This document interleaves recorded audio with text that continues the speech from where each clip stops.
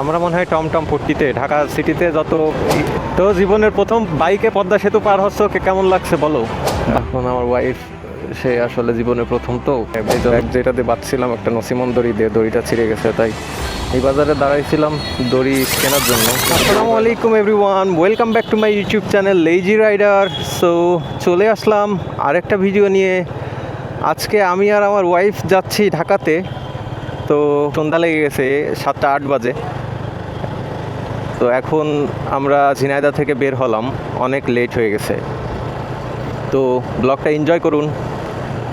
ঢাকা যেতে পথে যদিও রাত হয়ে গেছে, তারপরে অনেক কিছু দেখাবো। Let's enjoy this video. তো আমরা চলে আসলাম হাটগোপালপুর বাজারে। তো এখন বামে কোন রাস্তা যায় আর ঢুকতে হবে। ভাই এই রোডের অবস্থা তো খারাপ না? রোডের অবস্থা তো খারাপ, মোটরসাইকেল নিয়ে তো যাওয়া যাবে না নাকি? এই রোড দিয়ে গেলে ও ছেড়ে দিয়েছে। ও আচ্ছা আচ্ছা আচ্ছা।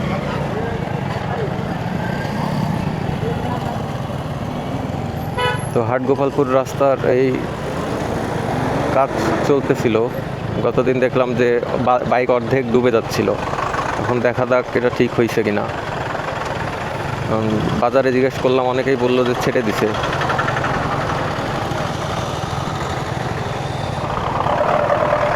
এই জায়গাটা খুবই পিছলা, ব্রেক ট্রেক কম করতে হবে। তো আমরা এখন মাগুরা শহরে ভাইনার মোড় ক্রস করতেছি। এখন বাজে 7টা 57, 8টা বেজে গেছে।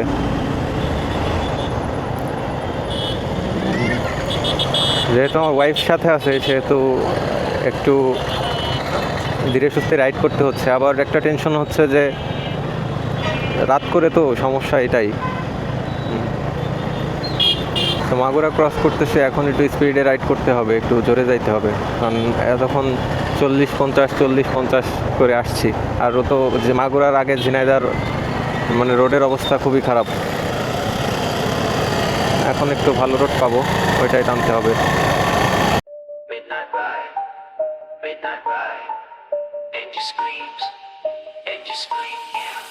Headlights blurred through the darkness, you can't see me now. Engine screams like thunder breaking every valve.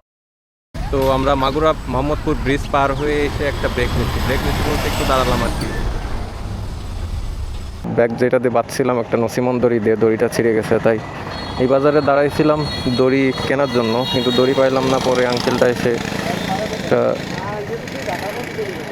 দড়ি ম্যানেজ করে দিল। এখন এই দড়ি করে বেঁধে নিয়ে যাইতে হবে। এখানে আবার পোলাপাইন আসছে, পেজের নাম কি এটা শুনতে। ঠিক আছে কাকা, ধন্যবাদ।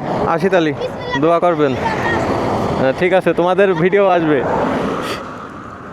তো অনেকক্ষণ টাইম ওয়েস্ট হয়ে গেল। ওইখানে আমাদের ব্যাগটা যে রশি দিয়ে বাঁধছিলাম, ওই রশিটা ছিঁড়ে যায় আর কি। এই জন্য পরে একটা বাজারে দাঁড়াই, ছোট বাজারে। এইখান থেকে একটা আঙ্কেল হেল্প করলো, অনেক আন্তরিক ছিল। তো সে ভালোভাবে ব্যাগটা বেঁধে দিল একটা রশি ম্যানেজ করে। এখন যাচ্ছি, রওনা দিলাম আবার। তো আমরা ফরিদপুর রাজবাড়ি মোড়ে অনেকক্ষণ দাঁড়িয়েছিলাম, এখন রওনা দিচ্ছি আবার।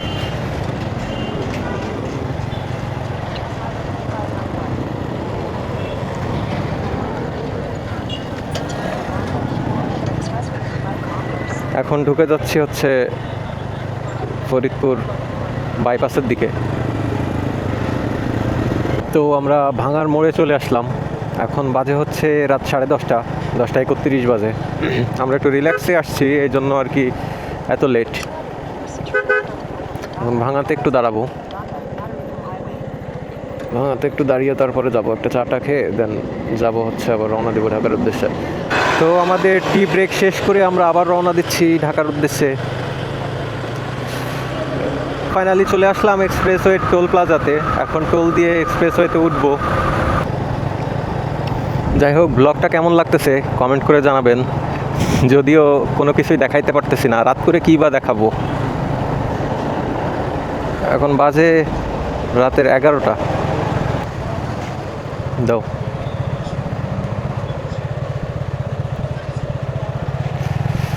সো আমরা টোল দিয়ে এক্সপ্রেসওয়েতে উঠে পড়লাম।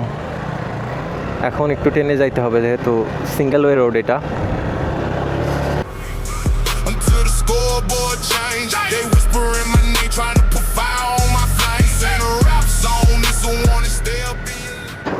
তো আমরা পদ্মা সেতু টোল প্লাজাতে চলে আসলাম, এইখানে একটু দাঁড়াবো। তো আমরা পদ্মা সেতু টোল প্লাজাতে দাঁড়িয়ে আছি এখন, একটু খুব মজা হচ্ছে। এখন আমার ওয়াইফ সে আসলে জীবনের প্রথম, তো এই জন্য তার একটু কষ্ট হচ্ছে, তারপরেও ভিডিওতে সে বলবে তার খুব মজা লাগতেছে, কিন্তু ক্যামেরার পেছনে যে সে কী করতেছে সেটা তো আমি জানি। তো আমরা এখনই রওনা দিয়ে দেবো এখান থেকে, বেশিক্ষণ লেট করব না।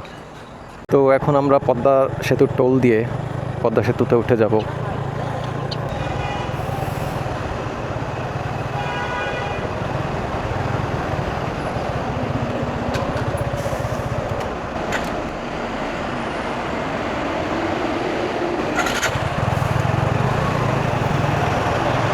তো টোল দেওয়া শেষ।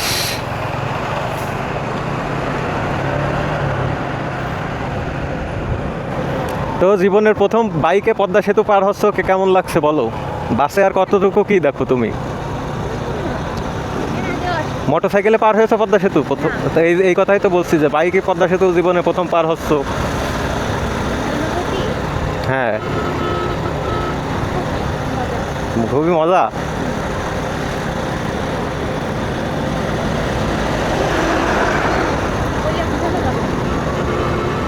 তো আমরা পদ্মা সেতু পার হয়ে গেলাম।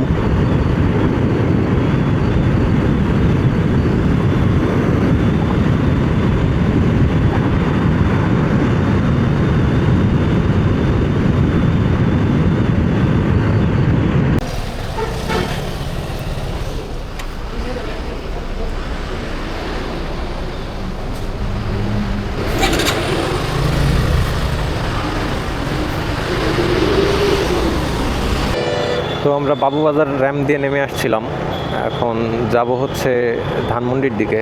ওই দেখেন কেমনে কেমনে চলে আসে হুটপাট করে, আমি মানে বুঝতেই পারলাম না।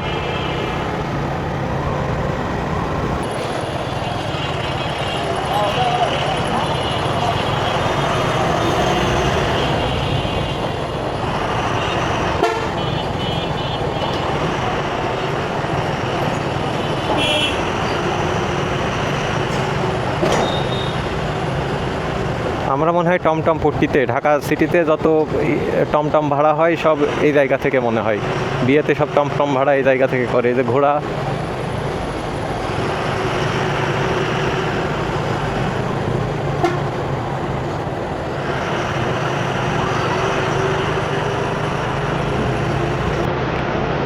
ঢাকা সিটি যখন ফাঁকা থাকে তখন ঢাকা সিটিতে ভিডিও বানায় মজা আছে, কারণ মানে এত আলোকিত আলোকসজ্জা ঢাকাতে, ভিডিও বানায় অনেক মজা পাওয়া যায় যখন রাস্তা ফাঁকা থাকে।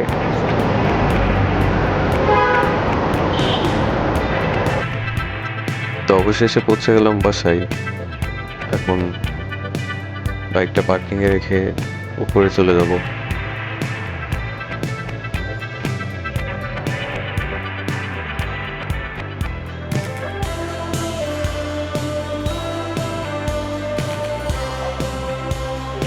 So thanks for watching this video. See you soon. Tata, bye bye. Have fun. Peace.